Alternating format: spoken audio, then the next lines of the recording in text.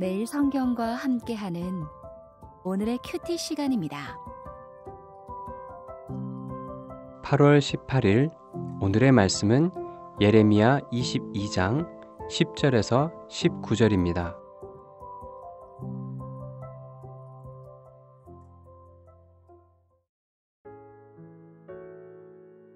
너희는 죽은 자를 위하여 울지 말며 그를 위하여 애통하지 말고 잡혀간 자를 위하여 슬피 울라.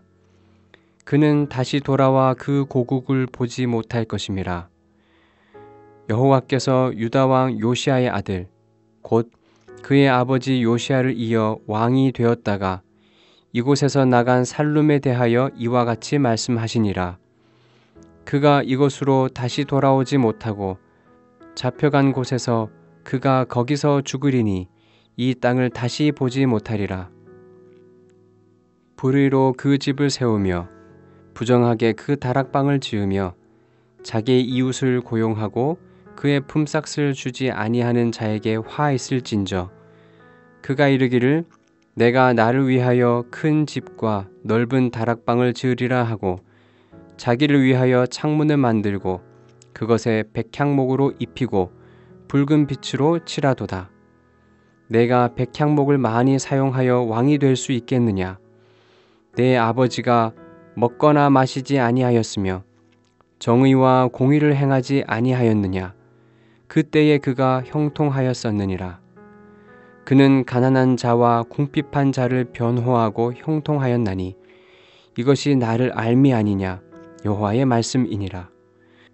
그러나 내 두 눈과 마음은 탐욕과 무죄한 피를 흘림과 압박과 포악을 행하려 할 뿐이니라. 그러므로 여호와께서 유다의 왕 요시야의 아들 여호야김에게 대하여 이와 같이 말씀하시니라. 무리가 그를 위하여 슬프다 내 형제여 슬프다 내 자매여 하며 통곡하지 아니할 것이며 그를 위하여 슬프다 주여 슬프다 그 영광이여 하며 통곡하지도 아니할 것이라.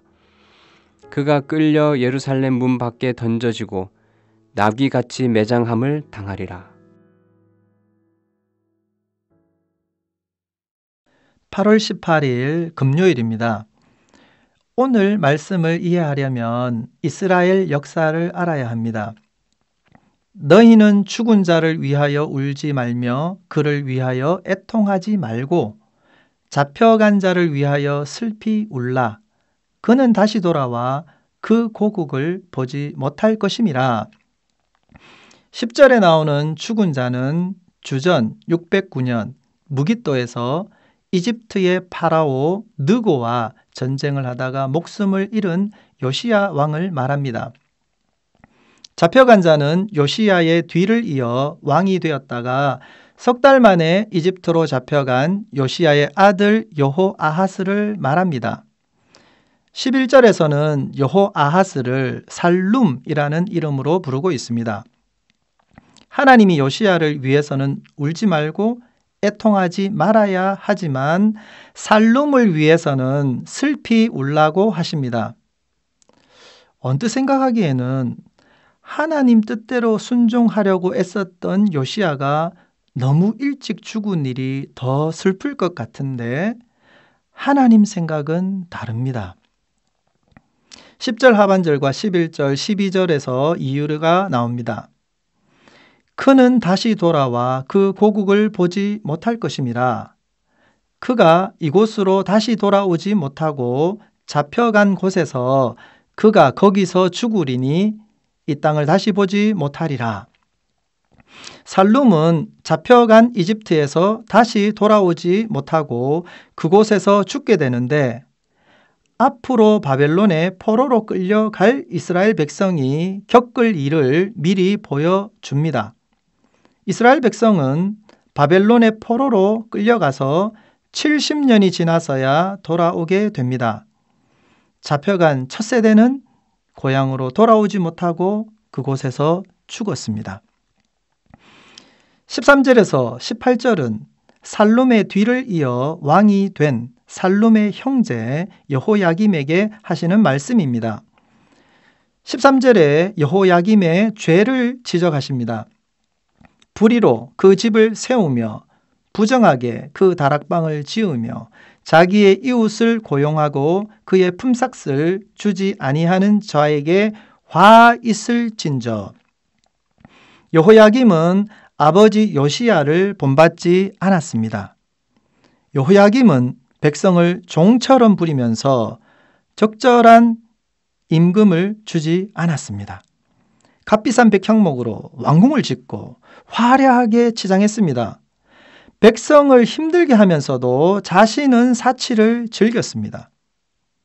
하나님이 여호야김과 아버지 요시야를 비교하십니다. 모범적인 왕 요시야는 정의와 공의를 행했습니다. 가난한 자와 궁핍한 자를 변호하며 하나님을 아는 삶을 보여주었습니다. 그와 반대로 여호야김은 탐욕이 가득했고 무죄한 피를 흘렸고 압박과 포악을 행했습니다. 18절과 19절에 나오는 여호야김의 최후는 비참합니다. 무리가 그를 위하여 슬프다 내 형제여, 슬프다 내 자매여 하며 통곡하지 아니할 것이며, 그를 위하여 슬프다 주여, 슬프다 그 영광이여 하며 통곡하지도 아니할 것이라.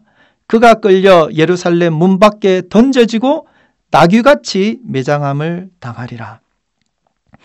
요시야는 전쟁터에서 갑작스럽게 죽었지만 예루살렘으로 시신을 옮겨와 제대로 장사되었습니다. 그런데 여호야김의 시신은 들에 버려집니다. 여호야김의 죽음 이후에 바벨론이 유다를 정복하고 사람들을 포로로 끌려갔기 때문에 제대로 된 장례를 치룰 사람이 없었기 때문입니다. 적절하게 장례를 치르지 못하면 저주받았다고 생각했던 고대의 관점에서 본다면 왕이면서도 애곡하는 사람 하나 없이 시신이 동물처럼 버려진 여호야김은 최악의 수모를 당한 것입니다. 요시야와 그의 아들 살룸과 여호야김의 삶을 살펴보았습니다. 살룸과 여호야김의 비참한 죽음과 비교한다면 전쟁터에서 일찍 죽은 요시야가 더 나아 보일 정도입니다. 하나님을 알고 정의와 공의를 행한 요시야는 명예로운 평가를 받았지만 정의와 공의를 저버린 여호야김의 삶은 심판으로 끝났습니다. 형통함은 어디에서 오는지 묵상하는 오늘 하루가 되시기를 바랍니다. 기도하겠습니다. 하나님 없이 형통한 삶을 부러워하지는 않겠습니다. 하나님을 바르게 섬기고 이웃을 사랑으로 돌보면서 하나님과 한평생 동행하는 복을 누리길 원합니다. 예수님 이름으로 기도합니다. 아멘.